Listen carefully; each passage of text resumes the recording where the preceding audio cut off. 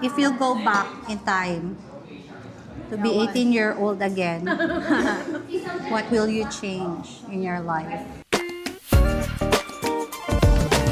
Guys, mag-practice kami podcast. Yeah. I'm with Barbie Dal and Carmela. Ano ang pinaka-Pinoy habit mo? Pinaka-Pinoy habit.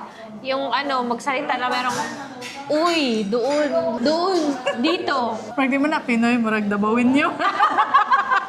Tell me, ang sa'yo mo ang Pinoy habit? Late. Oh my God!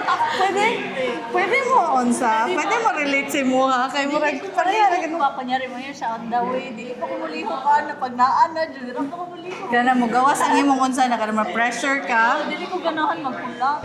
Okay guys, now I know. Oh my God! Madulong pala kumain ko na anak ko direct. Anong childhood experience ang hanggang ngayon dala mo pa? Oh my God! Unsa ba kadala? Malakas kumain? Sa mukha.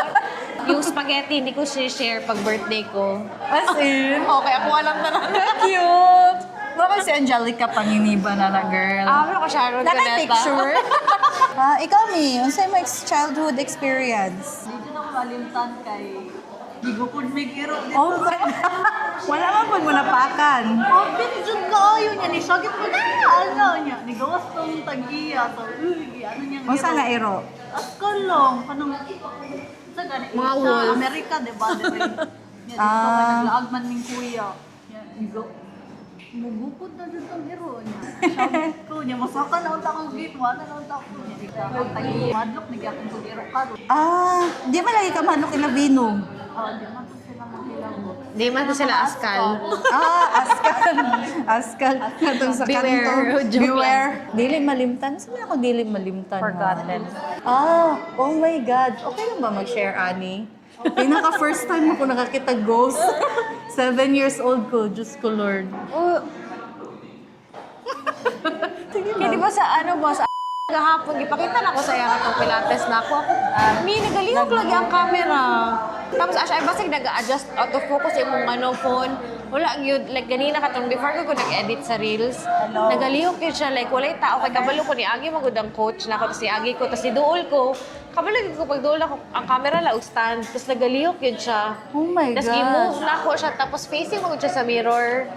So, kabalo ko lagi tao na naglihok na po siya katong pag-let go na ko sa camera, nag-ala siya.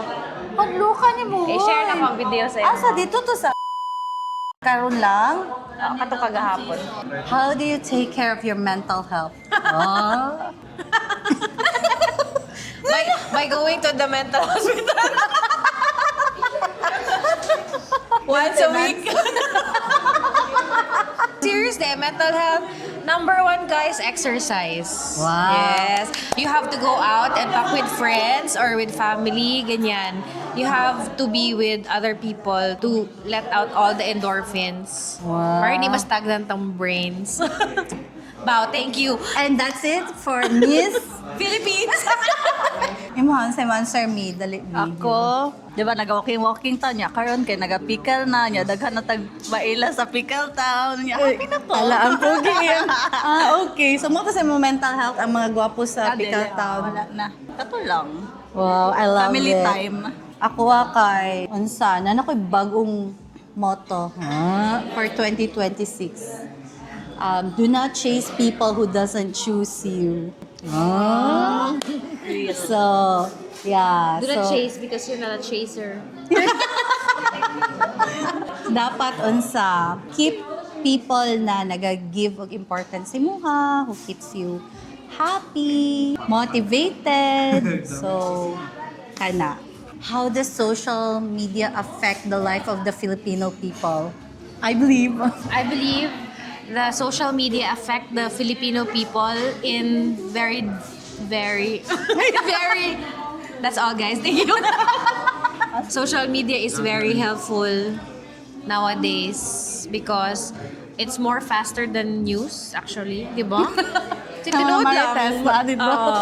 So, kani siya ang office sa mga Marites. And at the same time, social media help a lot of Filipino people when it comes to financial income, di ba? Yeah, So, naka-help din siya to have more means of financial earnings. Wala, for us, kay makahelp kayo siya Filipino kay people. makabalo na ta na asa ang trending na cafe, asa tamo sunod na adtuan na cafe o mga mga sikat-sikat na Information. places na pwede laagan.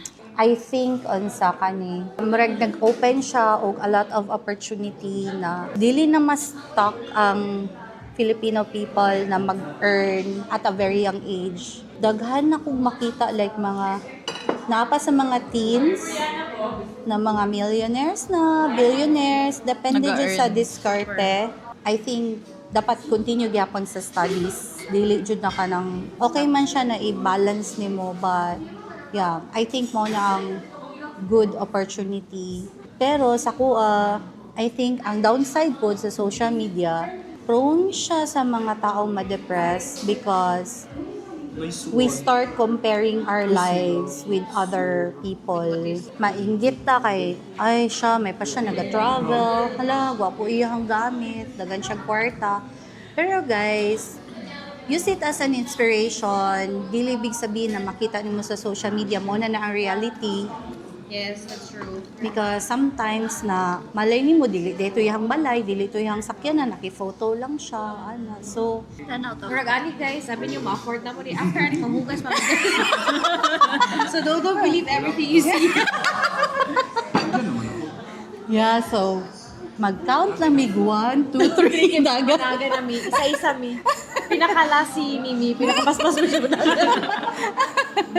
If you go back in time to be 18-year-old again, what will you change in your life? Ginatanaw ko sa umbana. I will not change anything because I will not meet my husband. So when I was 18, I remember that my mom forced me to have a debut. So which is a highlight because until now that I'm 37, I go back and I'm very glad that I have to experience or celebrate it with my friends and classmates. Pero siguro, yeah, I won't change anything with my life. Siguro, ano lang, when we are younger, travel more siguro or meet a lot of people. Kasi sometimes when we're young, we're a bit shy. So parang hesitant tayo. But then when you get older, parang kasayang na opportunity. So whenever there's an opportunity that comes in your way, when you're 18, mga ganyan na age, grab it, please guys. And then go with good friends. Ikaw, me, what's your answer with ang life? 18 pa man ako. Akin kay siguro mag go out with friends more lang. Kaya sige naman kung turn na ay bawal mangita dapat kog pamaagi na mutakas. Dapat yun? Oh my God! Ang Kaya kakakay. lingaw man good na tapos siguro one night lang pero ang memories di malimtan. Yeah, true. Pero dapat responsible dili pud sobrang og kiat. Kana lang. How about you? Ako, kung mabalik og 18, sara jud akong goal. Ay, actually, duha. Wow! Dapat nag-practice kog sayaw. Nag-practice kog kanta. Wala na ako'y problema sa TikTok. Diba? Wala na ako. Wala problema. Or mag-TikTok lang, masaya-sayaw. Kung gwapo lang tingo guys, hindi magtrabaho, magkanta lang. Magkapil mo yung mga competition and win prizes. Dili na kailangan mag-edit. Hassle may mag-edit og content, Or guys. nag-start na dahil TikTok kay murag starting pang TikTok Oh, yeah, true. 2020 ba So, na? basic 20M followers. Oh, ha?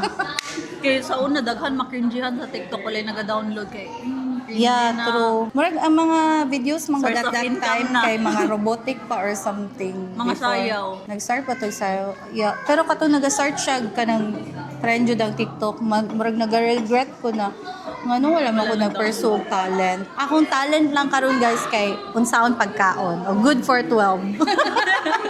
Mukbang! yeah, mukbang. Dapat next time na nata diri para pagkaon na tayo.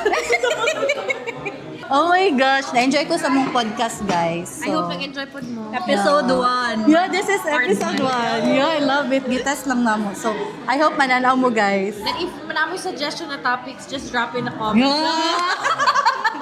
Pero guys, base ma-expect mo manambok me every week, baliktad. Atong i-look sa episode 1 to episode 100. Grabe, sexy na Subaybayan yan. niyo among transformation. Yeah!